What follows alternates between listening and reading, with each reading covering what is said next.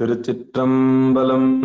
தென்னாடுடைய சிவனே போற்றி, எந்நாட்டவர்க்கும் இறைவா போற்றி, ஏகம்பத்துரையந்தாய் போற்றி, பாகம் பெண்ணொரு ஆனாய் போற்றி, அண்ணாமலையும் அண்ணா போற்றி, கண்ணார் அமுதக்கடலே போற்றி, காவாய் கனகத்திரளே போற்றி, கைலை மலையானே போற்றி போற்றி.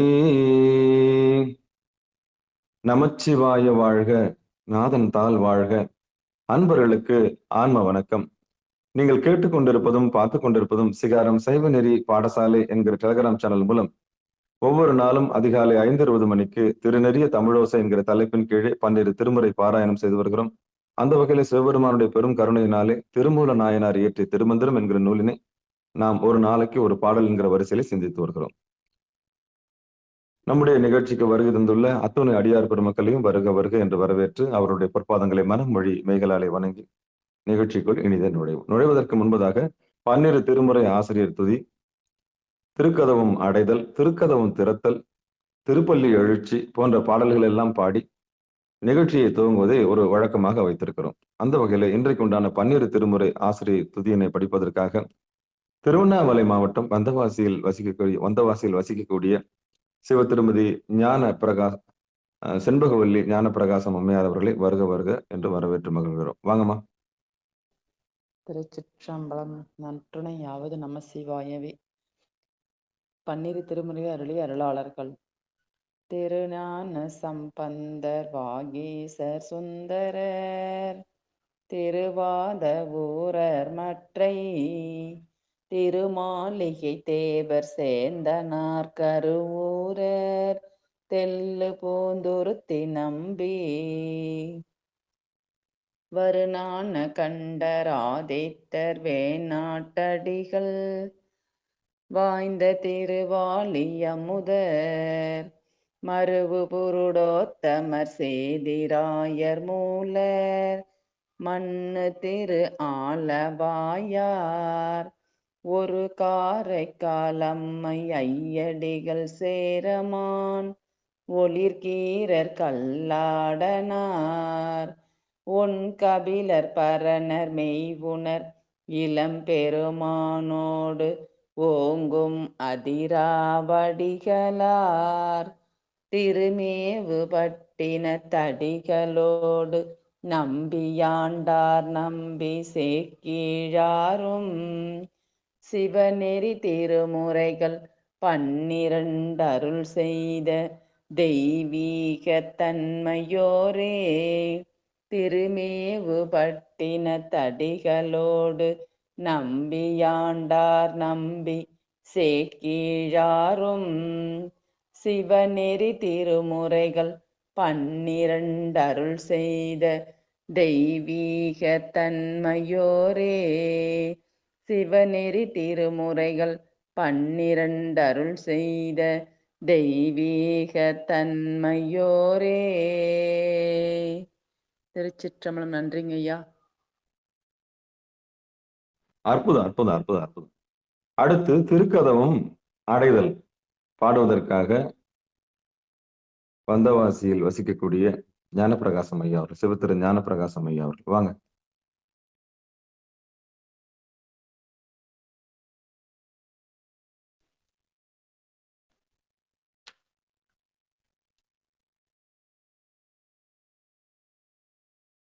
கூடுங்கம்மா.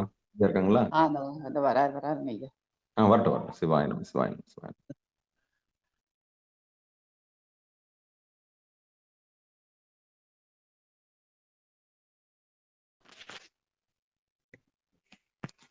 திருச்சிற்றம்பலம் ஐயா. அருட்பெருகு தனிக்கடலும் உலகுக்கெல்லாம் அன்பு சரி கடலுமாம் எனவும் ஓங்கும், பொருட்சமய முதற் சைவ நெறிதான் பெற்ற புண்ணிய கண்ணிரண்டனவும் போனம் உய்ய, இருட்கட உண்டவர் அருளும் உலகம் எல்லாம் ஈன்றால் தன் திருவருளும் எனவும் கூடி, தெருக்கலை ஞானக் கன்றும் அரசும் சென்று செஞ்சடைவானவர் கோயில் சேர்ந்தார் அன்றே, தெருட்கலை ஞானக் கன்றும் அரசும் சென்று செஞ்சடைவானவர் கோயில் சேர்ந்தார் அன்றே. திருச்சிற்றம்பலம் ஐயா. அருமை அருமை, அற்புதம். அடுத்து திருக்கதவம் திறத்தல் பாடுவதற்காக திண்டுக்கல் மாவட்டம் திண்டுக்கல்லில் வசிக்கக்கூடிய சிவ திருமதி நிர்மலா அவர்கள், அம்மையார் அவர்கள், வாங்கம்மா. திருச்சிற்றம்பலங்க. பெருமான் பேரானந்தத்து பிரியாதிருக்க பெற்றீர்கால் அருமால் உற்று பின்னை நீ அம்மாளிங்கி அறற்றாதே. திருமாமணி சேர் திருக்கதவம் திறந்த போதே சிவபுரத்து திருமாலறியா திருப்புயங்கன் திருத்தால் சென்று சேர்வோமே. திருமாலறியா திருப்புயங்கன் திருத்தால் சென்று சேர்வோமே. திருச்சிற்றம்பலங்க. அற்புதம் அற்புதம் அற்புதம். சிவபெருமானே சிவசிவா. அடுத்து நம்முடைய நிகழ்ச்சியில் திருப்பள்ளி எழுச்சி பாடுவதற்காக சேலம் மாவட்டம் பூசாரிப்பட்டி கிராமத்தைச் சேர்ந்த சிவ திரு பெருமாள் ஐயா அவர்கள், வாங்கய்யா. திருச்சிற்றம்பலம் ஐயா. ஐயா இவருக்கு சொல்லியிருந்தீங்கய்யா, கணபதி ஐயாவுக்கு. நீங்க இன்னைக்கு பாடுங்க, பெரும்பாலும் பாட வைக்கிறேன் நான் அவரை. சரிங்க. திருச்சிற்றம்பலம் போற்றி என் வாழ் முதல் ஆகிய பொருளே உலர்ந்தது பூங்கலர்க்கு இணைதுணை மலர் கொண்டு ஏற்றினின் திருமுகத்து எமக்கருள் மலரும் எழில் நகை கொண்டு நின் திருவடி தொழுவோம். சேற்றிதழ் கமலங்கள் மலர்ந்தன் வயல் சூழ் திருப்பெருந்துறையூரை சிவபெருமானி. ஏற்றுயர் கொடியுடையாய் எனையுடையாய் எம்பெருமான் பள்ளி எழுந்தருளாயே. எம்பெருமான் பள்ளி எழுந்தருளாயே. திருச்சிற்றம்பலம். அற்புதம் அற்புதம் அற்புதம் அற்புதம். அடுத்து பெரும்புலர் காலை மூழ்கி. கணபதி ஐயா பாருங்களா? பெரும்புலர் காலை மூழ்கி பித்தருக்கு பக்தராகி. ஐயா நீங்க பாருங்க ஐயா. சரி சரி சரிங்க சரிங்க. பெரும்புலர் காலை மூழ்கி பித்தருக்கு பக்தராகி அரும்போடு மலர்கள் கொண்டாங்கு ஆர்வத்தை உள்ளே வைத்து விரும்பினல் விளக்கு தூபம் விதியினாலிடவல்லார்க்கு கரும்பினில் கட்டி போல்வார் கடவுர் வீரட்டனாரே. கரும்பினில் கட்டி போல்வார் கடவுர் வீரட்டனாரே. அடுத்து நாம் இந்த பாசுபதா பரஞ்சுடரே இட படுதுயர் கலையா என்ற முதல் பாட்டு, அதாவது திருமுல்லை வட திருமுல்லை வாயில் இருக்கக்கூடிய பதிகத்தில் சுந்தரமுத்து சாமியில் இயற்றிய அந்த பாடல்ல முதல் பாட்டும் கடைசி பாட்டும் பாடிடுவோம். நம்முடைய ஒரு பாதுகாப்பு கவசமாக இந்த பாடலை வச்சிருக்கிறோம். திருச்சிற்றம்பலம் தில்லையம்பலம். திருவோமை பொருளும் செல்வமும் எனக்கும் சீருடை கழல்கள் என்றெண்ணி திருவோமை பொருளும் செல்வமும் எனக்கும் சீருடை கழல்கள் என்றெண்ணி ஒருவரை மதியா துறாமைகள் செய்தோம் ஊடியும் உரைப்பனாய் திரிவே. முருகமர் சோலை சூழ்திரு முல்லை வாயிலாய் வாயினால் உன்னை. முருகமர் சோலை சூழ்திரு முல்லை வாயிலாய் வாயினால் உன்னை பரவிடும் அடியேன் படுதுயர் கலையாய் பாசுபதா பரம் சுடரே ஏ பரவிடும் அடியேன் படுதுயர் கலையாய் பாசுபதா பரம் சுடரே ஏ விரைதரு மலர் மேல் அயனோடு மாலும் பெருவிட நீண்டயம் மானை விரைதரு மலர் மேல் அயனோடு மாலும் வெறுவிட நீண்டயம் மானை திரைதரு புனல் சூழ் திருமுல்லை வாயில் செல்வனை நாவல் ஆரூரன் உரைதரு மாலை ஓர் அஞ்சினோடு அஞ்சோ உள்குளிர்ந்தேத்த வல்லார்கள் உரைதரு மாலை ஓர் அஞ்சினோடு அஞ்சோ உள்குளிர்ந்தேத்த வல்லார்கள் நரைதீரை மூப்போம் நடலையும் இன்றி நண்ணுவர் விண்ணவர் கரசே நரைதீரை மூப்போம் நடலையும் இன்றி நண்ணுவர் விண்ணவர் கரசே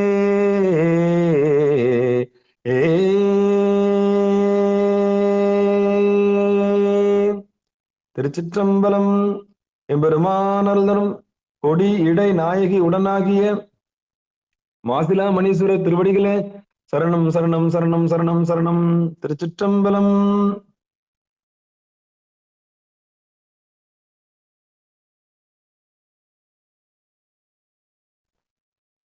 அன்பர்களுக்கு ஆன்ம வணக்கம்.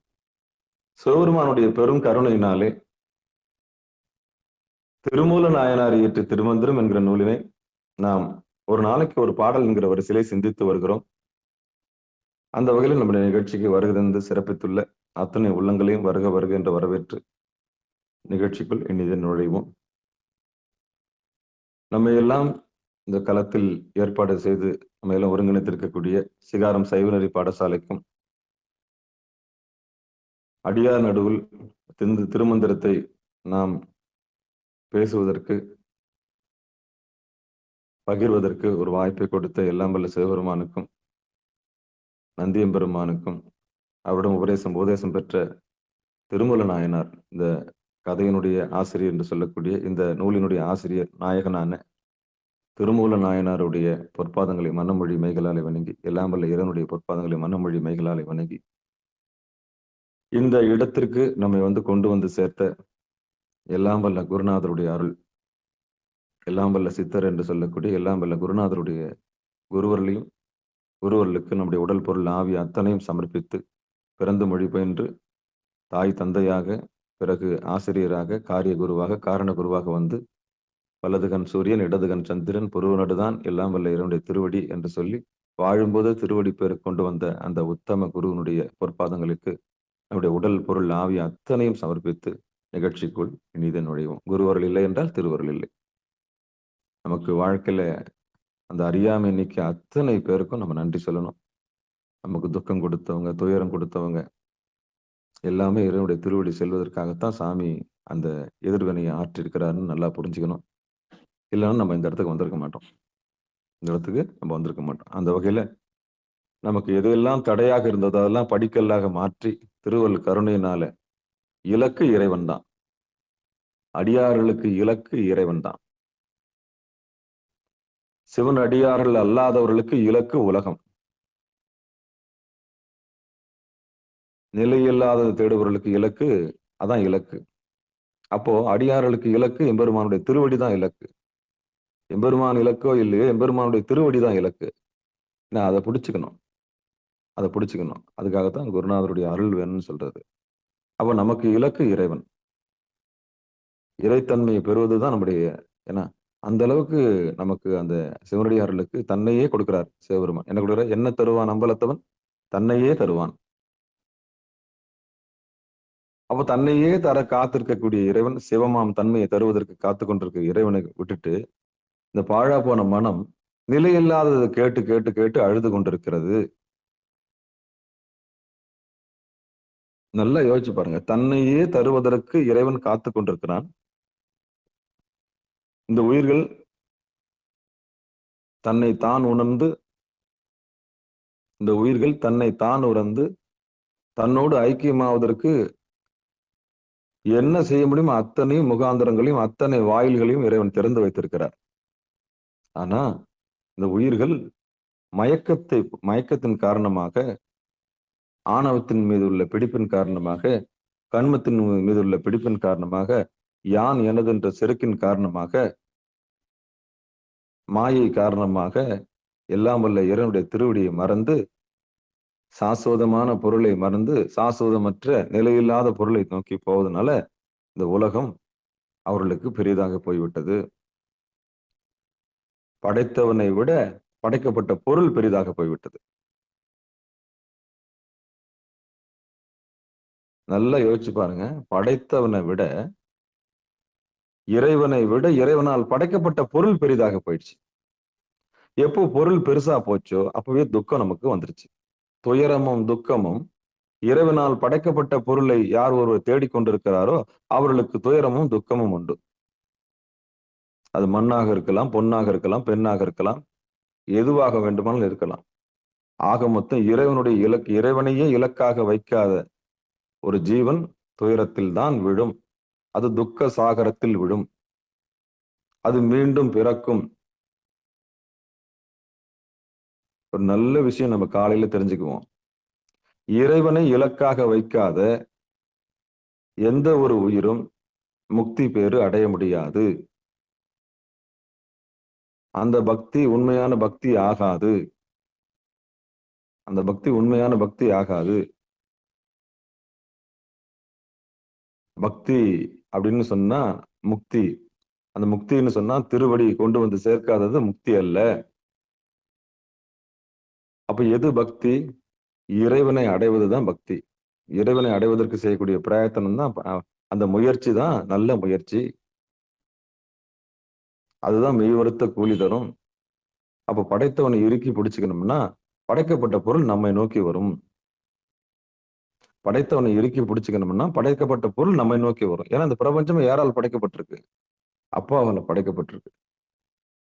அவருடைய கல்பொடிக்கான் சாழலோ கோமணத்துக்கு நிகரானதான் இந்த உலகம். இந்த பிரபஞ்சம் மொத்தம் எதுக்கு நிகரானது? சாமியோட கோமணத்துக்கு நிகரானது. கல் பொடி மாத்தி விட்டு வரான். கல்பொடிக்கான் சாழலோ. அப்போ சாமிக்கு இது ஒரு தூசுன்னு சொன்னா யாரை நம்ம பிடிக்கணும்?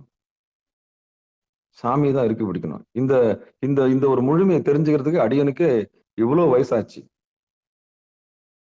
அப்ப எல்லாம் வல்ல இறைவனை இறுக்கி பிடிச்சோம்னா அவர் கொண்டாந்து நமக்கு தேவையானது கொடுக்க போறாருன்ற அறிவே எனக்கு என்ன ஆயிப்போச்சு, வர்றதுக்கு ரொம்ப காலமாச்சு. அந்த அளவுக்கு படிச்ச கர்வம்.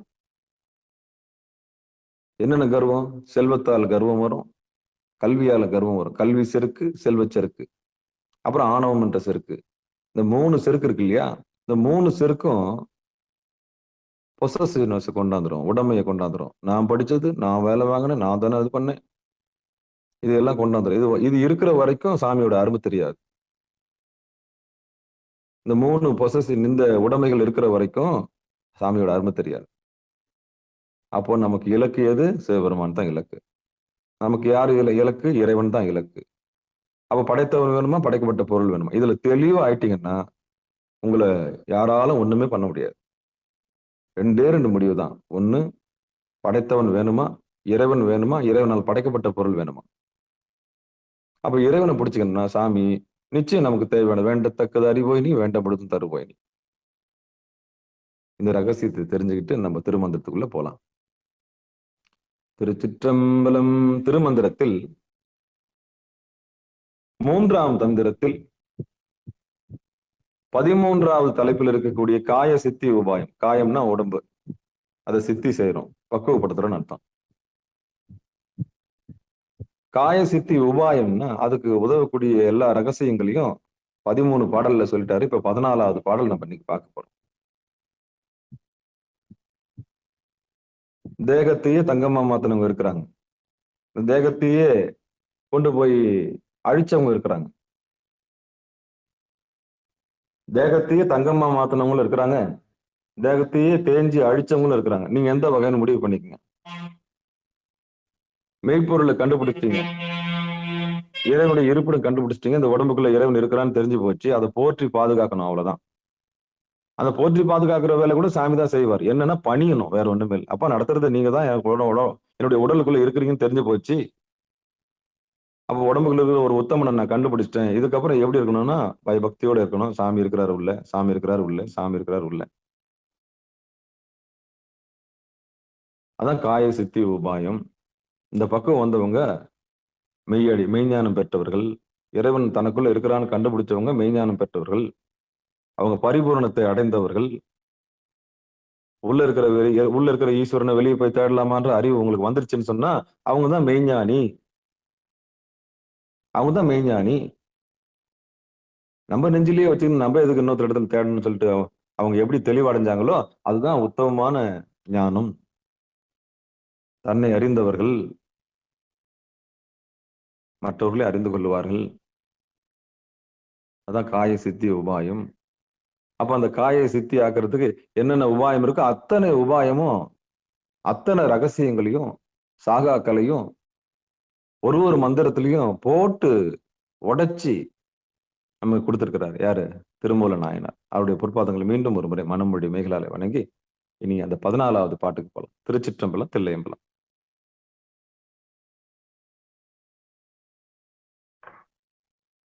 சுழலும் சுழலும் பெருங்கூற்று. திருமந்திரத்துல 14வது பாடல், 13வது தலைப்பின் கீழே 14வது பாடல். சுழலும் பெருங்கூற்று தொல்லை முன் சீரே அழலும் ரதத்துள் அங்கியுள் ஈசன்.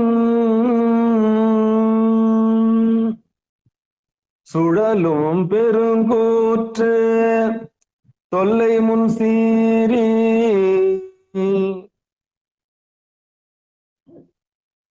அழலும் ரதத்துள் அங்கியுள் ஈசன். கழல்கொள் திருவடி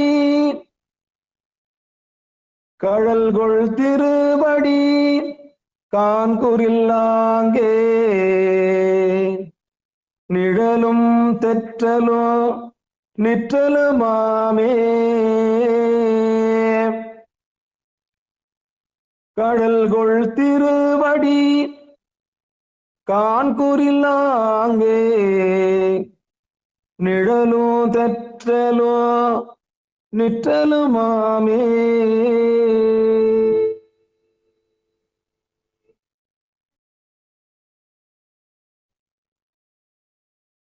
இனி பதமா பார்த்துடலாம். பதமா பார்த்துடலாம். சொற்பிரிச்சு. சுழலும் பெருங்கூற்று தொல்லை முன் சீரி அழலும் ரதத்துள் அங்கி உள் ஈசன்.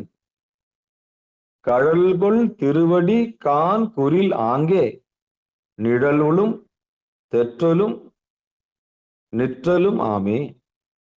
நிழலும் தெற்றலும் நிற்றலும் ஆமே. இனி பாடலுக்கு உண்டான பொழிப்பறைக்கு போலாம். தர்மயாதனை வெளியிட்டது. சிவபெருமான் எல்லா உயிரையும் அதன் உடலில் இருந்து பிரித்து கொண்டு போவதற்கு சுற்றி கொண்டிருக்கக்கூடிய கூற்றுவனை தொன்று தொட்டே சினந்து முக்கோண வடிவான மூலாதாரத்தில் உள்ள அக்னியில் காய்ந்து கொண்டிருக்கின்றான். ஆகையால் அவ்விடத்தில் அவனது கழல் அணிந்த திருவடியை காணப்பெற்றால் பின்னர் நிழலில் நிற்பினும் வெயிலில் நிற்பினும் ஒன்றே. அதாவது அவற்றால் வரும் கேடு ஒன்று இல்லையாம்.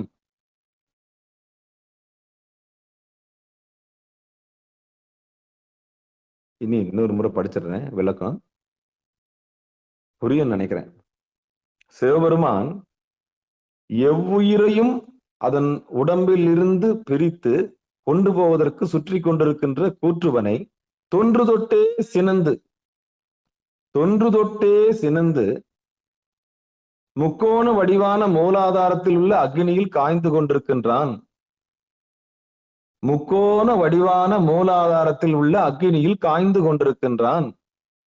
ஆகையால் அவ்விடத்தில் அவனது கடல் அணிந்த திருவடியை காணப்பெற்றால் பின்னர் நிழலில் நிற்பினும் வெயிலில் நிற்பினும் ஒன்றே. அதாவது அவற்றால் வரும் கேடு ஒன்றில்லையா? அவற்றால் வரும் கேடு ஒன்றில்லையா? இனி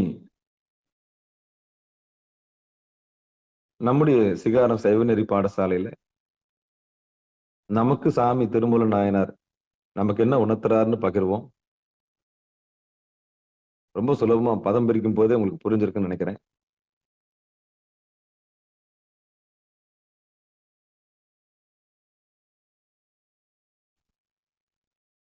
திருச்சிற்றம்பலம். சுழலும் பெருங்கூற்று தொல்லை முன் சீறி. இந்த முதல் வரி இப்ப நம்ம சாமான்யமா நமக்கு என்ன சொல்ல வராங்கன்றது பார்த்துருவோம். திருச்சிற்றம்பலம் தில்லையம்பலம். எவ்வளவு பெரிய சூத்திரம், எவ்வளவு பெரிய வழி, எவ்வளவு பெரிய விஷயம் இந்த பாட்டு இருக்குன்னு நம்ம பார்க்க போறோம். திருமூல நாயனார் திருவடிகளை போற்றி போற்றி. சுழலும் பெருங்கூற்று தொல்லை முன் சீறி. அதாவது எப்போ உயிர்கள் படைக்கப்பட்டதோ அப்பவே அதை முடிக்கிறதுக்கான விஷயத்தையும் சாமி அனுப்பிடுறார். தோற்றம்னு உண்டுன்னா மறைவுன்னு ஒண்ணு உண்டு. இது நியதி, இதான் விதி. இது யாராலும் மாற்ற முடியாது. எந்த பொருள் தோன்றுகிறதோ அந்த பொருள் மறையும். எந்த பொருள் தோன்றுகிறதோ அந்த பொருள் மறையும். அதுக்கு தோற்றமும் மறைவும் உண்டு. தோற்றமும் மறைவும் உள்ள பொருள்களுக்கு சாஸ்வதமான பொருளாகாது. பிறப்பு இறப்பு உள்ளவர்கள் ஒருபோதும் எல்லாம் வல்ல இறைவனாக மாற முடியாது. எல்லாம் வல்ல இறைவனுடைய திருவடியை ஒன்னும் போய் தொடலாம தவிர எல்லாம் வல்ல இறைவனா மாற முடியாது. அப்ப எல்லாம் வல்ல இறைவன் எப்படி இருப்பார்னா பிறப்புக்கும் இறப்புக்கும் அப்பாற்பட்டிருப்பாரு, தோற்றத்துக்கும் மறைவுக்கும் அப்பாற்பட்டிருப்பாரு. அப்படி தோற்றத்துக்கும் மறைவுக்கும் அப்பாற்பட்டிருக்கிற இறைவன் உயிர்களை அனுப்பும் போதே கூற்றுவனையும் சேர்த்து அனுப்புறாரு. அப்படி சேர்த்து அனுப்பும் போது அப்போ எப்படி இருக்கிறாராம் இறைவன்? அந்த கூற்றுவனை பகைத்து கொண்டே இருக்கிறாராம். உயிர்களை காப்பாற்றுவதற்கு பொருட்டு எப்படி இருக்காராம்? சுழலும் பெருங்கூற்று தொல்லை முன் சீறி மார்க்கண்டேயனுக்காக காலால யமனை உதைச்சார்ல, அப்போ எப்பவும் சீறி சினந்து இருப்பானா யாரு? அந்த யமன். இந்த உயிரை கொண்டு போவதற்கு சுற்றி கொண்டிருப்பானா. அவன் தருமன். கணக்கு முடிஞ்சதா வா. அவனுக்கு வேலையே என்னன்னா எப்ப வரப்போற, எந்த முகாந்திரமா வரப்போற, எப்படி வரப்போற, முடிஞ்சிச்சு கணக்கு முடிச்சுக்க அப்படின்னு காத்து இருக்குதல். கணக்கு முடிச்சுக்க, அவ்வளவுதான், கிளம்பு. அப்படி இந்த உடலிலிருந்து உயிரை பிரிக்கிறதுக்கு சுற்றி கொண்டே இருக்கின்ற யமன் இருக்கிறான் இல்லையா, அந்த யமனை காலால உதைக்கிறதுக்கு சாமி எப்பவும் தயாரா இருக்காராம். புருவ நடுவுல முக்கோண வடிவுல. சுழலும் பெருங்கூற்று தொல்லை முன் சீறி அழலும் ரதத்துள் அங்கியுள் ஈசன். அங்கின்னா புருவ நடு, அந்த அக்னி மையம், முக்கோண வடிவு. அங்கின்னா நெருப்பு. அங்க முக்கோண வடிவுல ஒரு நெருப்பு இருக்கு. இப்ப வீடுங்கள்ல இப்பதான் நம்ம விளக்கு மின்சாரம் இல்லாத காலத்துக்கு முன்னாடி என்ன இருந்ததுன்னா மாடம் இருக்கும். பெரிய பெரிய கோயிலுக்கு போனீங்கன்னா மாடம் இருக்கும். மாடம் எப்படி இருக்கும்? அன்னைக்கு இலுப்பை எண்ணெய், நல்ல எண்ணெய், கடலை எண்ணெய், எண்ணெயை நெய்ன்னு சொல்லுவாங்க. அந்த நெய்யெல்லாம் போட்டு தீபம் ஏத்துனாங்க. ஏன்னா இரவை பகலாக்கணும்னா தீபம் ஏத்தணும். மின்சாரம் இல்லாத காலத்துல. அப்ப அந்த கோயில் எப்படி ஜொலிக்கும்னா வெறும் தீபத்தால ஜொலிக்கும். அப்ப அந்த கோயில் தீபத்தை ஏத்தி வைக்கிறதுக்கு ஒரு மாடம் இருக்கு. அந்த மாடம் எப்படி இருக்கும்? அந்த மாடம் எப்படி இருக்கும் சொல்லுங்க. முக்கோண வடிவா இருக்குங்கய்யா. அவ்வளவுதான், முக்கோண வடிவார். அவ்வளவு தேர்ந்து போச்சு. அந்த மாடத்துல விளக்கு ஏத்தி வைப்பாங்க.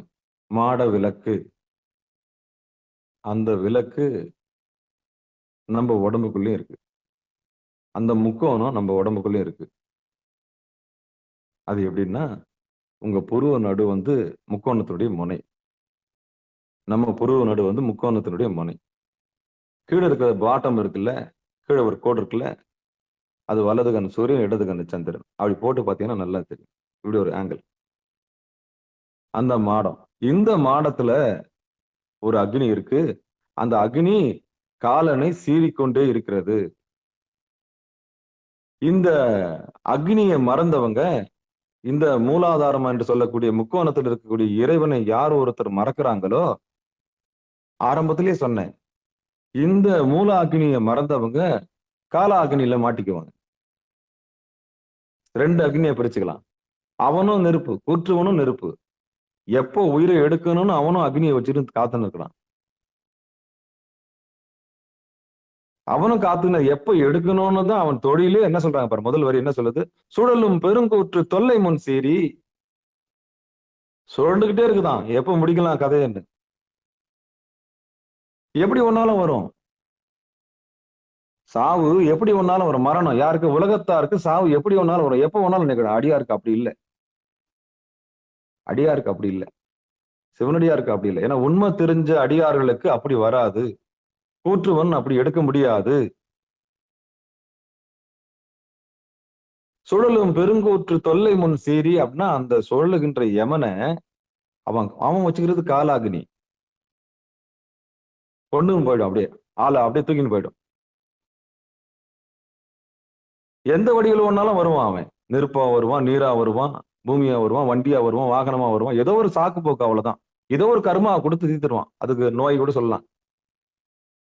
நல்லா தான் படுத்திருந்தாரு போயிட்டாருன்னு சொல்லுவாங்க. டிவி பார்த்துன்னு இருந்தாரு போயிட்டாருன்னு சொல்லுவாங்க. அது ஏதோ ஒரு காரணம் அவனுக்கு, அவ்வளவுதான். எடுக்கிறதுக்கு ஒரு காரணம். அது கேன்சரோ இல்ல ஏதோ ஒரு நோயோ ஆக மொத்தம். உள்ள வந்துட்டான்னா முடிஞ்சு போச்சு. அவன் வந்துட்டாலே ஒரு வாடை வந்துடும். அது ஒரு பெரிய அமைதி. யமன் உள்ள வந்துட்டான்னா 3 மாசத்துக்கு முன்னாடி செய்ய வேண்டியது எல்லாத்தையும் இப்பயே செஞ்சிருவீங்க. காரணம் என்ன? உங்களுக்கே நல்லா புரிஞ்சுக்கிங்க. முன்கூட்டி எல்லாத்தையும் நீங்க செய்றீங்கன்னு சொன்னா நீங்க பேக்கப் ஆக போறீங்கன்னு அர்த்தம்.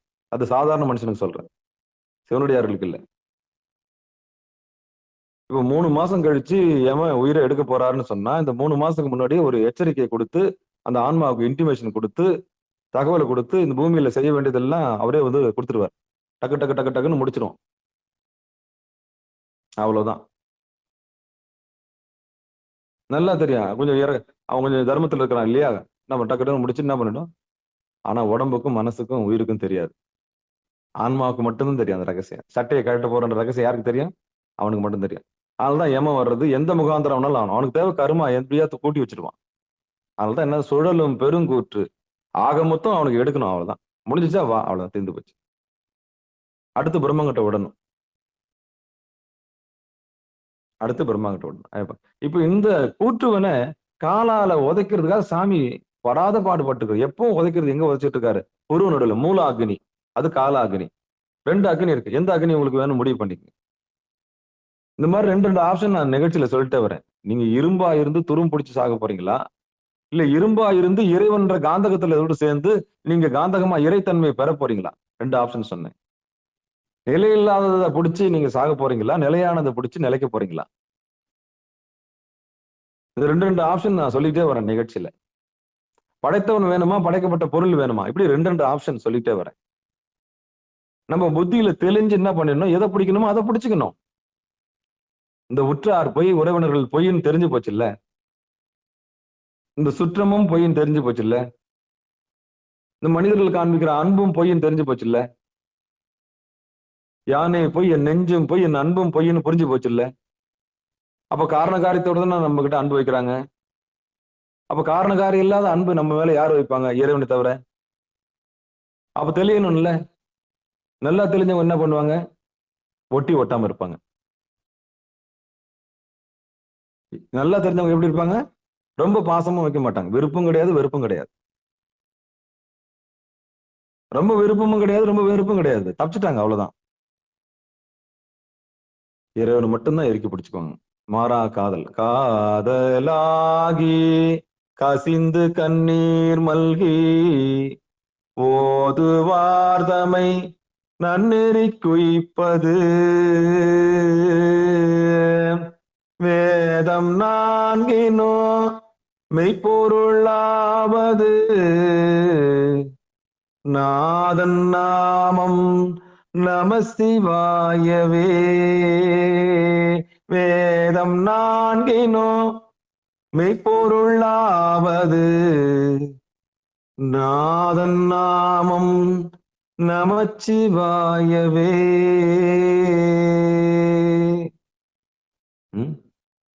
உனக்கு கருவிலிருந்து ஒரு மாசமா உற்பத்தி பண்ணி 9ஆம் மாசம் வெளியே வந்து உனக்கு மூச்சா இருந்து மழலைய பேச்சை கொடுத்து, அப்புறம் பேச்சை கொடுத்து, வாயை கொடுத்து, வயிற்ற கொடுத்து, வாலிபத்தையும் கொடுத்து, உனக்கு 5 மூட்டை 60ஐயும் கொடுத்து, உன்னை காப்பாத்தி, உனக்கு ஒரு வம்சத்தையும் கொடுத்து, உனக்கு ஒரு விருத்தியும் கொடுத்து, உனக்கு உத்தியோகத்தையும் கொடுத்து, உனக்கு எல்லாத்தையும் கொடுத்து ரட்சிக்கிற என்ன காதலிக்காம கண்டவனை காதலிக்கிறீன்னு நினைக்க மாட்டாரு சாமி. அதான் காதலாகி கசிந்து கண்ணீர் மல்கி. நன்றி அறிதல்னு ஒண்ணு இருந்ததுன்னா அப்ப யார காதலிக்கணும்? முதல்ல நான் கேட்கிறேன். நன்றி அறிதல்னு ஒண்ணு இருக்குதுன்னா நம்ம யார காதலிக்கணும்? முதல்ல இறைவனை தான் காதலிக்கணும். இறைவனை தான் காதலிக்கணும். அப்ப இந்த நன்றி அறிதல் வர்றதுக்கே ரொம்ப நாள் ஆயிடுச்சு நமக்கு. அதுதான் துக்கம் கொடுத்தாரு, அதுதான் துயரம் கொடுத்தாரு, வலி கொடுத்தாரு, வேதனை கொடுத்தாரு. யாரை அடைவதற்காக? யாரை அடைவதற்காக? இறைவனுடைய திருவடியை அடைவதற்காகத்தான் நமக்கு இவ்வளவு வேதனைகளும். நம்மளை செதுக்கி இருக்கிறார் சாமி. நம்மளை வச்சு செதுக்கி இருக்கிறார். செதுக்கி கொண்டாந்து எங்க சேர்த்திருக்கிறார்? திருவடியை கொண்டாந்து சேர்த்திருக்கிறார். அப்போ இதை ஏன் சொல்ல வரேன்னா, எல்லாமே ரெண்டு ரெண்டா இருக்கு. பிறவி எடுக்கிறதா இருந்தா அந்த பக்கம் போயிடு, அவ்வளவுதான்.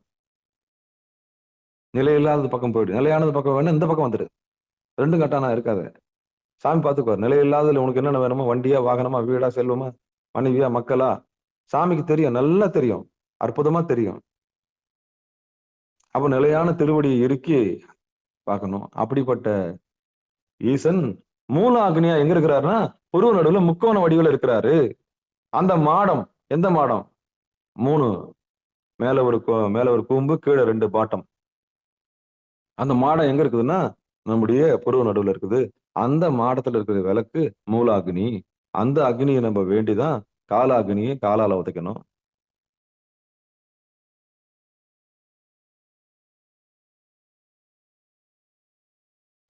மண்ணுல நல்ல மண்ணு, கெட்ட மண்ணு ரெண்டா பிரிக்கலாம். மண்ணை கூட நீங்க ரெண்டா பிரிக்கலாம். இது நல்ல மண்ணு, இது கெட்ட மண். அதே மாதிரி தண்ணியை நீங்க ரெண்டா பிரிக்கலாம். நல்ல தண்ணி, கெட்ட தண்ணி. சாக்கடை இது நாத்து அடிக்கும், இது நல்ல தண்ணி. நெருப்புல காலாக்னி, மூலாக்னி பாருங்களேன். ஆனா நெருப்பு நெருப்பு தான். நெருப்பு நெருப்பு தான். அதுல நல்ல நெருப்பு, கெட்ட நெருப்பு நம்ம பிரிக்க முடியாது. சாமி அதையும் தெரிஞ்சுதான் வச்சிருக்கிறாரு. எப்படின்னா, தன்னை அறிந்த உயிர்களுக்கு, தன்னுடைய திருவடியை அறிந்த உயிர்களுக்கு மூலாக்னியாகவும், தன்னுடைய திருவடியை மறந்து இந்த உலகத்தை விரும்புகிற உயிர்களுக்கு கால அக்னியாகவும் இருக்கு. நெருப்பு நெருப்பு தான்.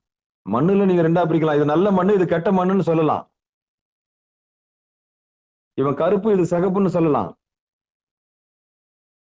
தண்ணியில இது சாக்கடை, இது நல்ல தண்ணின்னு சொல்லலாம். ஆனா நெருப்புல இது நல்ல நெருப்பு, இது கெட்ட நெருப்புன்னு சொல்ல முடியுமா? நெருப்பு நெருப்பு தான், உயிர் உயிர் தான், சிவன் சிவன் தான். பிரம்மாவுக்கு பேதம் உண்டு, அதான் மண்ணு. படைப்புல வித்தியாசம் உண்டு, உயர்ந்தவன் தாழ்ந்தவன் உண்டு. நாராயணனுக்கு பேதம் உண்டு, அது நீரு, நல்ல தண்ணி கெட்ட தண்ணி. நீர் அயனன். 2 பேருக்குமே பேதம் உண்டு. ஆனா 2 பேருமே உலகத்தினுடைய படைப்புக்கும் காப்புக்கும் நாங்க தான் சொல்லிட்டு அடிச்சுக்கோங்க.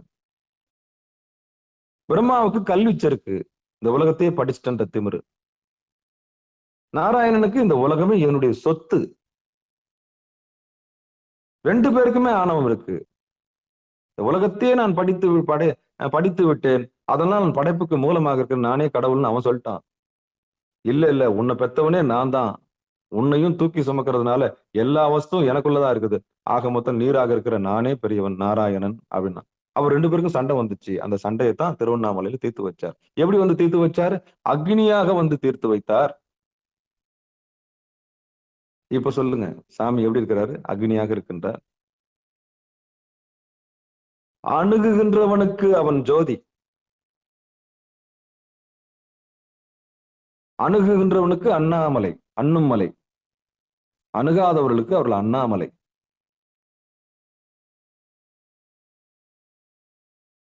அப்போ திருவடியை பணிந்தவனுக்கு அவன் மூலாகினியாக காட்சி திருமூலட்டானனாக காட்சி கொடுக்கின்றான்.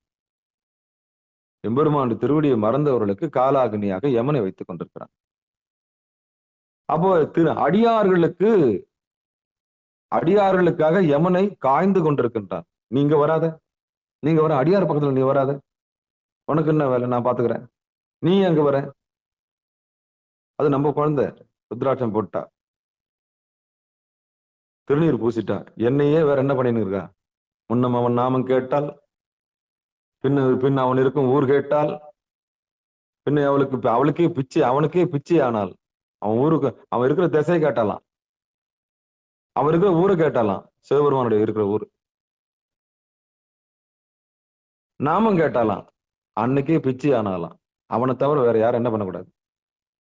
அந்த மாதிரி என்னையே அவ பிதற்றி கொண்டிருக்கிறாள், அவ பக்கம் போவாதுன்னு சொல்லிட்டு அவரு இப்படி பாப்பாராம். ஒரே ஒரு பாரு ஆள் முடிஞ்சு காலனை. அப்ப மூலாக்னியாக இருக்கிற இறைவன் காலாக்னியும் கையில் வைத்திருக்கிறார். அப்ப காலாக்னியை அடியார்கள் மத்தியில கொண்டு வர மாட்டாரு. ஆனா திருவடியை மறந்த உயிர்களுக்கு இறைவன் காலாக்னியாகத்தான் வந்தாக வேண்டும், காலனாக வர வேண்டும். காலன்னா யமன். நமக்கு எந்த அக்னி வேணும் முடிவு பண்ணிக்கங்க. காலாக்னி வேணுமா, மூலாக்னி வேணுமா? சாமியோட கருணை அறக்கருணை, மூலாக்னி மரக்கருணை, அதுவும் கருணை தான். யமன் வர்றதும் கருணை தான். யமன் வந்து கொண்டு போறதும் ஒரு கருணை தான். போதும் அப்படின்ட்டு என்ன பண்றான்? அதான் அடிச்சு திருத்துறது. சொல்லி திருந்தது மூலாக்னி. இல்ல நான் சொல்லி கூட திருந்த மாட்டேன் அப்படின்னா அவங்களுக்கு காலாக்னி. ஒரு பாட்டு ஒண்ணு, பாவம் செய்யாதிரு மனமே உன்னை காலன் கொண்டு போகாது முன்னு ஒரு பாட்டு ஒண்ணு. அப்படி நல்ல பாட்டு எனக்கு தேவியம் அமைச்சு வச்சாங்க. இந்த மனம் அந்த பக்கம் போயிடுச்சுன்னா யமங்கிட்ட போயிடும். அதனால அதை கொண்டு வந்து திருவடியில கொண்டு வந்து சேர்க்கணும். அப்ப நமக்கு பாதுகாப்புன்னா முத்திரை, திருநீரு, ருத்ராட்சம், 5 எழுத்து. சரி, இதை போட்டுக்கிட்டு லைசன்ஸ் வாங்கிட்டு என்ன பண்ணலாம்? பண்ண முடியாது. மூலாக்னியை பிடிச்சவங்க காலாக்னி கிட்ட போக முடியாது, அவ்வளவுதான். அப்போ சுழலும் பெருங்கூற்று தொல்லை முன் சீறி அடலும் ரதத்துள் அங்கியுள் ஈசன் கடல்கொள் திருவடி கான்பூரில் ஆங்கே நிழலும் தெற்றலும் நிற்றலும் ஆமே. அப்படி யார் ஒருத்தர் அந்த மூலாகினிய அந்த மாடத்துல ஏத்தி வச்ச தீபம் ஒண்ணு இருக்கு இல்லையா, அதான் சாமி.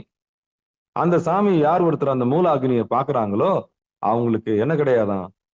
கடல் கொள் திருவடி கான் குரில் ஆங்கே அப்படின்னா அந்த குறிலை, அந்த இடத்தை யார் ஒருத்தர் உற்று பார்த்து ஏகாந்தமாக ஏகம் பரம் நாதனை அங்கு கவனித்துக் கொண்டிருக்கிறார்களோ அவர்களுக்கு காலாகினி கிடையாது. மூலாகினியை பிடித்த இறைவனை பிடித்தவர்களுக்கு காலாகினி அவர்களை ஒன்றும் செய்யாது. அப்போ புருவ நடுவில் யார் ஒருவர் வலது கண்ணையும் இடது கண்ணையும் கொண்டு போய் மாட விளக்கை ஏத்தி வச்ச மாதிரி அங்க ஒரு தீபம் எரியுது. புற விளக்கை ஏத்தி வைக்கிறீங்களோ இல்லையோ, இந்த விளக்கை ஏத்தி வச்சு அங்க ஒரு தீபம் எரியுதுன்னு நினைச்சு நீங்க ஆடாம அசையாம அந்த தீபத்தையே பார்க்க தொடங்குனீங்கன்னா காலாகினி கை கட்டி நிற்கும். மூலாகினி நம்ம கொண்டு போய் திருவடியில வைக்கும்.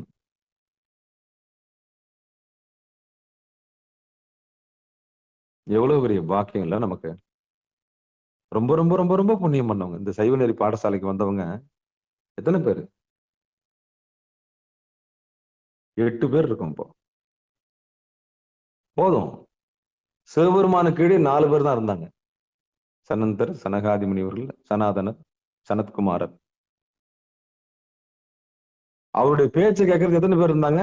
பேச்சு இல்ல, மௌன உபதேசத்தை கேட்க எத்தனை பேர் இருக்காங்க கீழே? எத்தனை பேர் இருக்காங்க ஆலமரத்து கீழே? 4 பேர் தான் இருக்கிறாங்க. அப்போ நான் உண்மையிலே நானும் பாக்கியசாலி தான். அடியேன் ஒரு கருவி. ஆனா அடியேன் பேசுறதுக்கு எத்தனை பேர் இருக்கீங்க? 8 பேர் இருக்கீங்களே. சாமி கீழே 4 பேர் தான் இருக்கிறாங்க.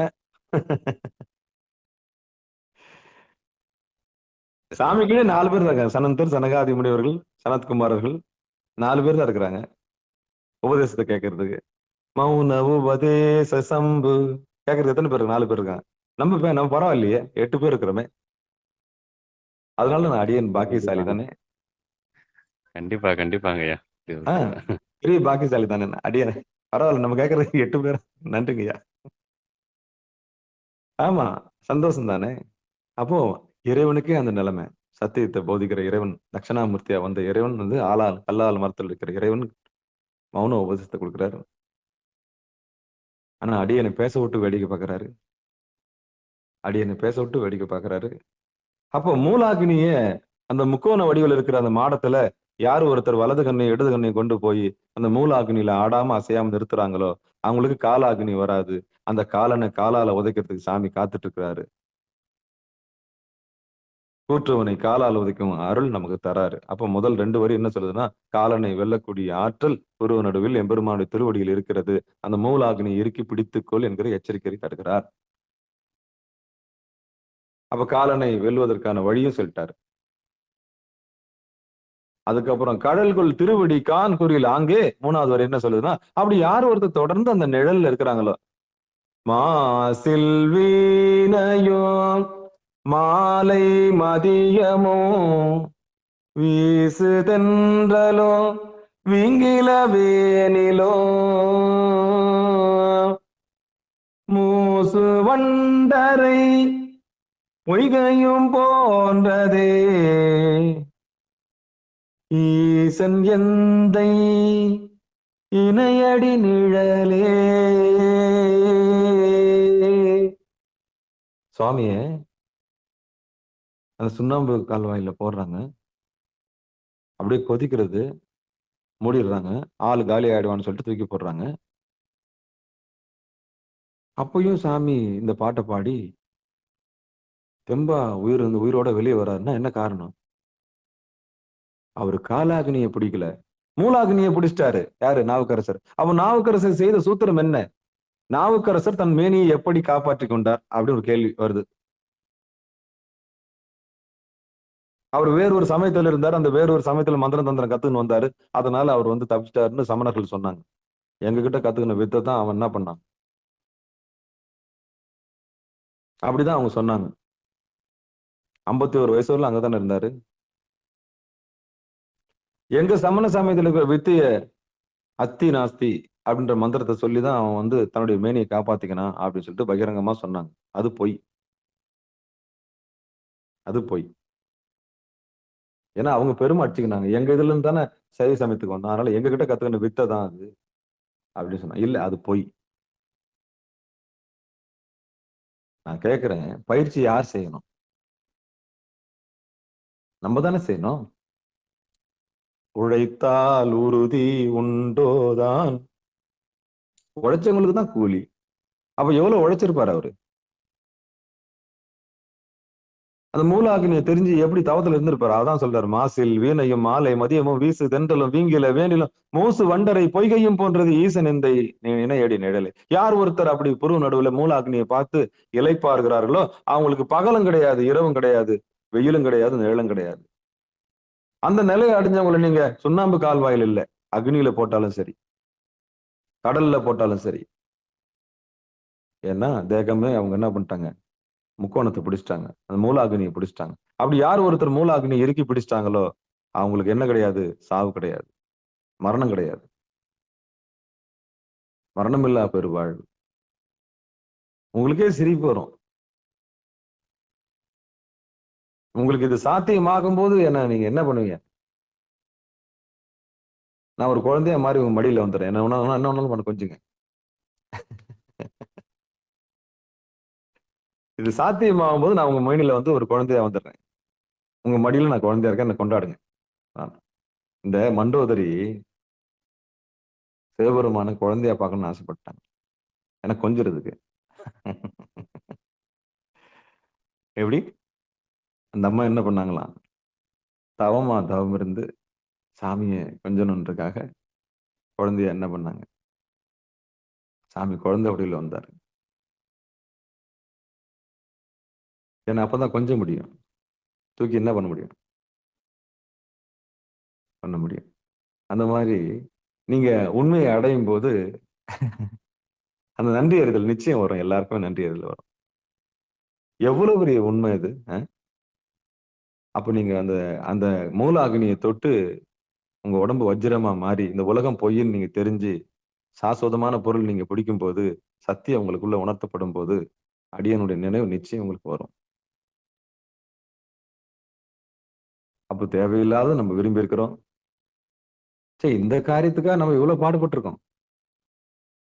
ரொம்ப அசிங்கமா நம்மளுக்கு வெக்கமே இருக்கும்.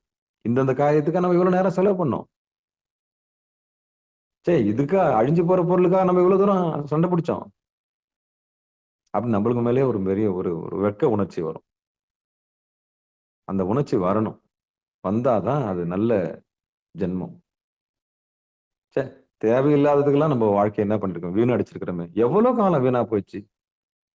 போற்றாதே ஆற்றனால் போக்கினேனே. திருவடி தெரியாம நான் என்ன பண்ணிட்டேன்? எவ்வளவு காலத்தை வீணாக்கிட்டேன். புறத்தை தேடி தேடி தேடி பட்டம், பதவி, பணம், செல்வாக்கு, நிலையில்லாத தேடி என்னென்ன மயக்கம். அதுவா போறியா, இதுவா போறியா, எப்படி ஆக போற, நீ என்ன ஆக போற, அது ஆக போறியா, இப்படியே மயக்கத்துல கொண்டு போய் என்ன பண்ணிட்டானுங்க நம்மள? படைக்கப்பட்ட பொருளை தான் அறிமுகப்படுத்தினாங்களே கண்டி, படைத்தவனை அறிமுகப்படுத்தலையே. இன்னைக்கும் இந்த மாயா வேலை நடந்துதான் இருக்குது. அப்போ அந்த மூலாக்னியை தொட்டு இருக்கும் நன்றி அறிதல் நிச்சயம் கிடைக்கும். அன்னைக்கு இந்த சாஸ்வதமான உண்மை நமக்கு புரிய ஆரம்பிக்கும். அன்னைக்கு புரிய ஆரம்பிக்கும். அதான் 3வது வரி என்ன சொல்லுது? கடல்கொள் திருவடி கான்கூரியில் ஆங்கே. அப்படி யார் ஒருத்தர் அந்த இடத்துல நிக்கிறாங்களோ மாசில் வீணை அந்த பாட்டு பொருந்தும். எதுல போட்டான்னு? அப்ப நாவுக்கரசர் செய்தது என்னது? மூலாகினியை இறுக்கி பிடித்துக் கொண்டார். மூலாகினி இறைவனுடைய இருப்பிடத்தை இறுக்கி பிடிச்சதுனால அதுக்கு நீ என்ன போட்டாலும் சரி, அவர் வந்து என்ன பண்ணாரு? கடல்ல கட்டி போட்டாலும் வெளியே வந்தாரு. சுண்ணாம்பு கால்வாயில போட்டாலும், சுண்ணாம்பு அந்த குடுவையில இதுல போட்டாலும் சரி, அந்த வெள்ளாவில போட்டாலும் சரி, எதுல போட்டாலும் சரி வெளியே வந்துடுவார். அவ்வளவுதான். அப்ப யாருக்கு அந்த உபாயம் உண்டுன்னா, காலாக்னியை விட்டுட்டு மூலாக்னியை பிடிச்ச அந்த முக்கோணமாக இருக்கக்கூடிய இறைவனை பொரு நடுவில் யார் ஒருத்தர் தியானித்து பெற்று கொண்டார்களோ அவர்களுக்கு காலனை உதைக்கும் கணக்கு நிச்சயம் தெரியும். இப்ப சொல்லுங்க, எப்படிப்பட்ட இடம் இது? அந்த 4வது வரி என்ன சொல்லுதுன்னா, நிழலும் நிழலும் தெற்றலும் நிற்றலும் ஆமே. அதுக்கப்புறம் நிழல்ல நின்னான்னு, வெயில்ல நின்னான்னு. மூலாக்னியை பிடிச்சிட்ட பிறகு நீங்க நிழல்ல நின்னான்னு, வெயில்ல நின்னான்னு. அப்படி யார் ஒருத்தர் ஆடாம அசையாம நின்று அங்க ஒன்றி போயிருச்சோ, உடம்போட ஒன்றி போயிருச்சோ, மரத்து அப்படியே சாமியோட 2 கலந்த உடம்பு அர்ப்பணிச்சு நைவேத்தியம் பண்ணணும். உடம்ப துருவ நடுவில் என்ன பண்ணணும்? அங்க வேள்வி நடக்கிறதா நினைச்சுக்கணும். அங்க ஒரு வேள்வி நடக்கிற மாதிரியும் அங்க ஒரு நெய் விட்டு என்ன பண்றீங்க? வேள்வி செய்யற மாதிரி நினைச்சுக்கங்க. அப்ப முதல் ஆகுது என்னது? நம்முடைய உடம்ப கொண்டு போய் அந்த அக்னியில போடணும். அது இருக்கும் தானே இவ்வளவு சிக்கல். அந்த உடம்பையே நம்ம புருவ நடுவில் போட்டு எரிக்கணும். அப்போ உடலை சமர்ப்பிக்கிறோம். சமர்ப்ப யாமி அப்படின்ட்டாங்கல்ல. கதலி சமர்ப்ப யாமி. கதலின்னா என்ன? வெத்தலை. நாளிகேரம் சமர்ப்ப யாமி. நாளிகேரம்னா என்ன? தேங்காய். கற்பூரம் சமர்ப்ப யாமி. கற்பூரம்னா என்ன? கற்பூரம் தான். இந்த சொல்லு எல்லாம் பார்த்து பயந்துடக்கூடாது. அதை கூட சொல்ல மாட்டாங்க இப்போ. அப்போ தேகம் சமர்ப்ப யாமி. புருவனுடல் என்ன பண்ணணும்? நம்முடைய தேகத்தை சமர்ப்பிக்கணும். மனோமயம் சமர்ப்ப யாமி. நம்ம மனசு என்ன பண்ணணும்? சமர்ப்பிக்கணும். ஜீவன் சமர்ப்ப யாமி. உயிரை சமர்ப்பிக்கிறோம் அப்படின்னு சொல்லிடணும். இந்த உடல் பொருள் ஆவி, உடலையும் பொருளையும் ஆவியும் சமர்ப்பிக்கிறோம். எங்க சமர்ப்பிக்கணும்? பொருள் நடுவுல. அப்படி ஒப்பு கொடுத்தா மட்டும்தான் சாமி காட்சி கொடுப்பாரு. உடம்பு ஒரு வாக்குல, மனம் ஒரு வாக்குல, உயிர் ஒரு வாக்குல இருந்ததுன்னா ஒன்றாது.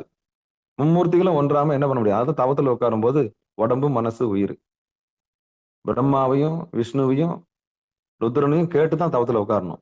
மும்மூர்த்திகளை கேட்டுதான் உட்காரணும். உடம்பு என்ன சொல்லும்? அசதியா இருக்குது, கண்ணு கொண்டு போய் அங்க நிறுத்தி என்ன பண்றது? அவன் சொல்லுவான் வேலை இல்லாதவன் அப்படின்னா பிரம்மா ஒத்துழைக்கலன்னு அர்த்தம். சரி, நாராயணன் என்ன சொல்றான்? எங்க பழப்புன்னா அவருக்கு, நீ மேல போயிட்டீன்னா எங்களுக்கு வைக்கலான்னு பாக்குறியா? அப்ப எங்களுக்கு வேலை இல்லாம போயிடும். நீ ஞானம் அடைஞ்சிட்டுனா எங்களுக்கு வேலை இல்லாம போயிடுமே, படுத்தூங்கு அப்படின்னா முடிஞ்சு போச்சு கதை. அப்போ பிரம்மனும் அதாவது உடம்பும் ஒத்துழைக்கல, மனசும் ஒத்துழைக்கல. இது ரெண்டு பேரும் ஒத்துழைக்காம ருத்ரன் என்ன பண்ண மாட்டான்? ருத்ரன் சாமியோட பிள்ளை, சாமியோட நேரடி இது இல்லையா? ஜீவன் மட்டும் இருக்கும், உயிர் மட்டும் இருக்கும். அப்போ உயிர் என்ன பண்ணும்? கொஞ்சம் ஓய்வு எடுக்கலாம்னு சொல்லும்.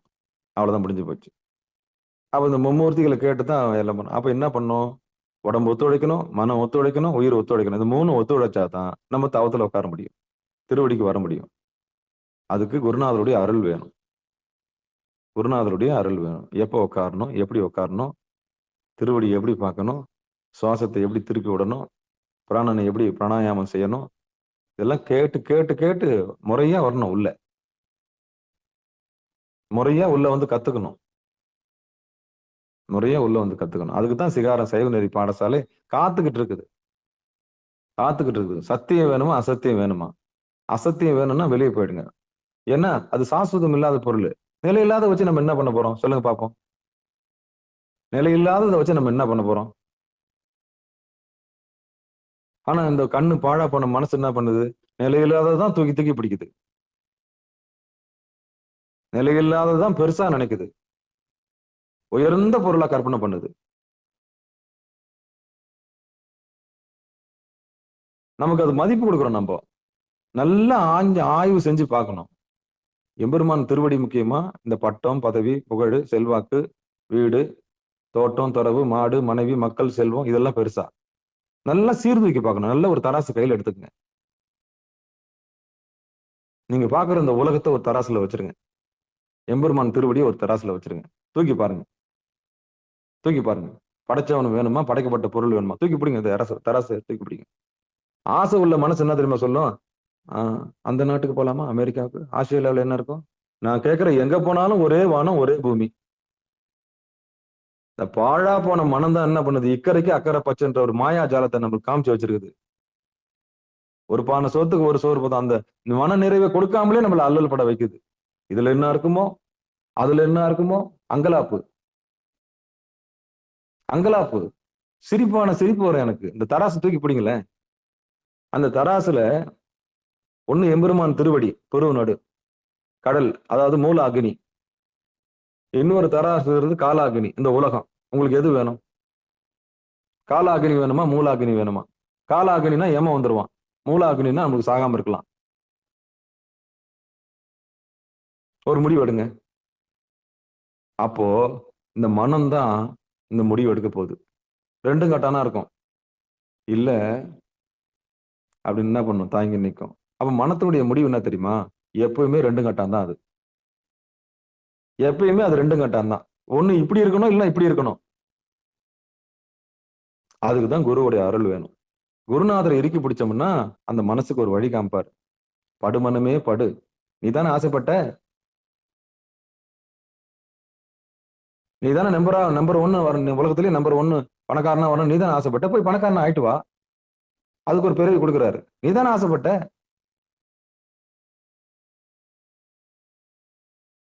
நீ தானே ஆசைப்பட்ட.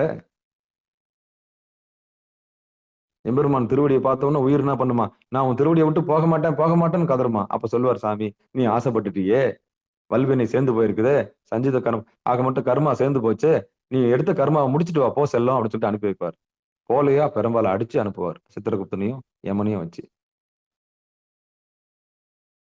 இங்க வந்து சும்மா கெஞ்சின்னு இருக்க கூடாது. நீதான் ஆசைப்பட்டு இல்ல, போயிட்டு வா.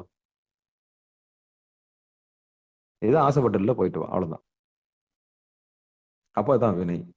வினை பிறவி என்கின்ற வேதனையில் அகப்பட்டு தன்னை சிறிதும் நினையாதே தளர்வெய்தி கிடப்பேனை. நல்ல பாட்டு. நல்ல 2 வரி தான் ஞாபகம் வருது. அடுத்த வரி எனக்கு வரவே மாட்டேங்குது. யாராவது இருந்தா கொஞ்சம் பாடுங்களேன். வினை பிறவி என்கின்ற வேதனையில் அகப்பட்டு தன்னை சிறிதும் நினையாதே தளர்வெய்தி கிடப்பேனை. அதுக்கப்புறம் என்ன வரின்னு தெரியலையே. சரி, எல்லாம் ஆண்டவன் செயல், பார்த்துக்கலாம். அப்படி வினை பிறவி என்ற சுழல்ல போய் மாட்டிக்கிறதா இருந்தா அந்த தராசுல காலாகினிக்கு பக்கம் போயிடுங்க. இல்ல அது எனக்கு வேண்டாம் அப்படின்னா மூலாக்னியாக திருமூலட்டேஸ்வரராக இருக்கக்கூடிய எல்லாம் வல்ல இறைவனை புருவ நடுவுல தியானிச்சு தப்பிச்சுக்குங்க. அவ்வளவுதான் சொல்ல முடியும். அப்போ இப்படி யார் ஒருத்தர் இந்த முக்கோணத்துல இருக்கிற அக்னியை பார்த்து நிலைச்சு நின்னுட்டாங்களோ அவங்கள வெயில்ல போட்டான்னு நிழல்ல போட்டான்னு. அதுதான் இந்த பாட்டு சொல்லுது. மீண்டும் ஒருவர் இந்த பாட்டை பார்த்துடலாமா? திருச்சிற்றம்பலம். பெரிய உபதேசம் இன்னைக்கு. திருமூல நாயனார் திருவடிகளே சரணம் சரணம் சரணம் சரணம் சரணம். சுழலும் பெருங்கூற்று தொல்லை முன் சீரி அழலும் ரதத்துள் ஆங்கியுள் ஈசன் கழல்கொள் திருவடி காண்கூரில்லாங்கே நிழலுலும் தெற்றுலும் நிற்றலுமாமே.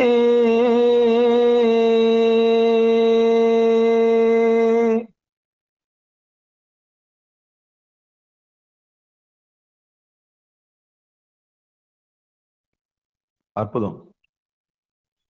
அந்த பாட்டுக்கு உண்டான விளக்கத்தை நம்ம பொறுமையா யதார்த்தமா என்னன்னு பார்த்தோம். அப்ப நல்லா தெரிஞ்சவங்க நம்மளை கொண்டு போறதுக்கு காத்திருக்கிற யமங்கிட்ட இருந்து விடுதலை வாங்கணும்னா, அப்படிப்பட்ட யமனை காலால உதைக்கணும்னா நம்ம ரட்சித்து கொண்டிருக்கிற மூலாக்னியில் இருக்கக்கூடிய புருவ நடுவுல அந்த முக்கோண வட்டத்துல அந்த அண்ணாமலையார் ஜோதியை நம்ம பார்த்து, வெட்டாத சக்கரம் சுடாத நெருப்பு இருக்கு, அங்க நம்ம ஆடாம அசையாம நிறுத்தணும். அப்போ காலன் நம்ம முன்னாடி கை கட்டி நிற்பான். காலாக்னிக்கு அங்க வேலை கிடையாது. அப்படி யார் ஒருத்தர் கடல்கள் திருவடியை காண்கூரில் அங்கே நிக்கிறாங்களோ அவங்களுக்கு நிழலும் கிடையாது. நிழல்ல இருந்தான்னு வெயில் இருந்தான்னு ஒன்றி போயிடுச்சு. குருநுடல ஒன்றி போயிடுச்சு. வெயில் அடிச்சான்னு மழை பெஞ்சான்னு. அதைத்தான் இந்த பாட்டு சொல்லுது. இதுல இருந்து என்ன தெரியுதுன்னா, எம்பெருமானுடைய திருவடியை இறுக்கி யார் பிடித்து கொண்டார்களோ அவர்களுக்கு காலன் இல்லை என்பதை உறுதி செய்கிறார். எம்பெருமானுடைய திருவடியை சாஸ்வதமாக பிடிக்காதவர்களுக்கு அவன் காலாக்னியாக கதையை முடிக்கின்றார். அப்போ நம்ம நிகழ்ச்சிக்கு வந்திருக்கக்கூடிய இந்த நிகழ்ச்சியை கேட்டுக்கொண்டிருக்கின்ற அத்தனை உயிர்களும் உங்களுக்கு காலாக்னி வேணுமா மூலாக்னி வேணுமா? ரெண்டுமே சாமியோட விஷயம்தான். ரெண்டுமே சாமியோட விஷயம். இப்பதான் அடியன் சொன்ன மாதிரி வினை பிறவி என்கின்ற வேதனையில் அகப்பட்டு போறது இருந்தா காலாக்னி பக்கம் போயிடுங்க. ஆமா, எனக்கு நான் அடுத்த பேரும் நான் எடுத்துட்டு போறேன். எனக்கு எதுக்கு மோட்சம், எனக்கு முக்தி? இங்க பாருங்க, கிளம்புங்க, நான் எனக்கு அவசியமே கிடையாது போங்க அப்படின்னா அவர் எல்லாத்துக்கும் தயாரா இருக்காருன்னு அர்த்தம். அவர் காலாக்னியை இறுக்கி பிடிச்சிட்டார். எல்லாம் இயற்கைங்க. கடவுள் நீங்க யார சொல்லுங்க? நாத்திகம் அப்படித்தான் பேசுவான். எல்லாம் இயற்கைங்க. எல்லாம் இயற்கைனும். அவன் காலாக்னி கிட்ட இருக்கிறான். யமன் கொண்டு போயிடுவான். பணியாதவனை யார் கொண்டு போயிடுவான்? யமன் கொண்டு போயிடுவான். பணிஞ்சவனை என்ன பண்ணுவாரு சாமி? தித்திக்கும் சிவபதத்தை, அந்த சிவபதத்தை கொடுப்பார். என்ன பதம்? தித்திக்கும் சிவபதத்தை கொடுப்பார். என்ன பதம் அது? தித்திக்கும் சிவபதம். இப்ப சொல்லுங்க, நீங்க நாத்திகனா ஆத்திகனா? நாத்திகனுக்கு காலாக்னி, ஆத்திகனுக்கு மூலாக்னி. எந்த அக்னி வேணும்னு முடிவு பண்ணிக்கங்க. சரி, பங்கெடுத்த அத்தனை உள்ளங்களுக்கு மனமார்ந்த நன்றி சொல்லி நம்முடைய மனமொழி மேகலாலை வணங்கி நிகழ்ச்சியை இனிதே நிறைவு செய்வோம். திருச்சிற்றம்பலம், தில்லையம்பலம். இதுல ஏதாவது சந்தேகம் இருந்தா கூட நீங்க அடியனை கூப்பிட்டு பேசலாம், தகவல் தெரிவிக்கலாம். திருச்சிற்றம்பலம். எம்பெருமான் திருமூல நாயனார் திருவடிகளே சரணம் சரணம் சரணம் சரணம். இன்னைக்கு ஒரு அற்புதமான செய்தியை நம்மளுக்கு சொல்லியிருக்கிறாரு. காலாக்னி மூலாக்னி, யமனிடந்து எப்படி விடுதலை வாங்குறது, எப்படி முக்கோணத்துல இருக்கிற இறைவனை தியானம் பண்றது, அப்படி ஆடாம அசையாம இருந்தா எப்படி கூட்டுவனை உதைக்கலான்ற ரகசியத்தை சொல்லியிருக்கிறாரு. அதுக்கப்புறம் நிழல் இருந்தான்னா வெயில் இருந்தான்ற ஒரு உண்மையை போட்டு உடைச்சிருக்கிறாரு. அப்படிப்பட்ட திருமூல நாயனாருடைய பொற்பாதங்களை மனமொழி மெய்களாலே வணங்கி குருவர்களோட நம்ம திருவருளை நிச்சயம் பெறணும். வந்திருக்கிற அடியார்கள் மிகப்பெரிய உன்னதமான நிலையை அடையணும்னு சொல்லி நிகழ்ச்சியை இனிதே நிறைவு செய்வோம். நற்றுணையாவது நமச்சிவாயவே. வாழ்த்து. மண்ணில் நல்ல வண்ணம் வாழலாம் வைகளும், எண்ணின் நல்ல கதிக்கு யாதுமோர் குறைவிலை, கண்ணின் நல்லதுரும் கழுமல வலநகர், பெண்ணின் நல்லாலோடும் பெருந்தகை இருந்ததே. தனம் தரும் கல்வி தரும் ஒரு நாளும் தலவரியா மனம் தரும், தெய்வ வடிவம் தரும் நெஞ்சில் வஞ்சமில்லா இனம் தரும், நல்லனையெல்லாம் தரும் அன்பர் என்பவருக்கே கணம் தரும் பூங்குழலால் அபிராமி கடை கண்களே. ஆறிரு தடந்தோல் வாழ்க, அருமுகம் வாழ்க, வெற்பை கோருசை தனிவேல் வாழ்க, குக்குடம் வாழ்க, செவ்வேலேறிய மஞ்சை வாழ்க, ஆனைதன் அணங்கு வாழ்க, மாறிலா வள்ளி வாழ்க, வாழ்க சீரடியார் எல்லாம் வான்மையில் வழாது பெய்க, மலிவலம் சுரக்க, மன்னன் கோன்முறை அரசு செய்க, குறைவிலாது உயிர்கள் வாழ்க, நான்மறை அறங்கள் ஓங்க, நற்றவும் வேள்வி மல்க, மேன்மைகள் சைவ நீதி விளங்குக உலகமெல்லாம், மேன்மைகள் சைவ நீதி விளங்குக உலகமெல்லாம், மேன்மைகள் சைவ நீதி விளங்குக உலகமெல்லாம். திருச்சிற்றம்பலம், தில்லையம்பலம். அன்பர்களுக்கு ஆன்ம வணக்கம். நீங்கள் கேட்டுக்கொண்டிருந்ததும் பார்த்து கொண்டிருந்ததும் சிகாரம் சைவ நெறி பாடசாலை என்கிற டெலிகிராம் சேனல் மூலம் ஒவ்வொரு நாளும் அதிகாலை 5:20 மணிக்கு திருநெறிய தமிழோசை என்கிற தலைப்பின் கீழே 12 திருமுறை பாராயணம் செய்து வருகிறோம். அந்த வகையிலே சிவபெருமானுடைய பெரும் கருணையினாலே திருமூல நாயனார் இயற்றிய திருமந்திரம் என்கிற நூலினை சிந்தித்து வருகிறோம்.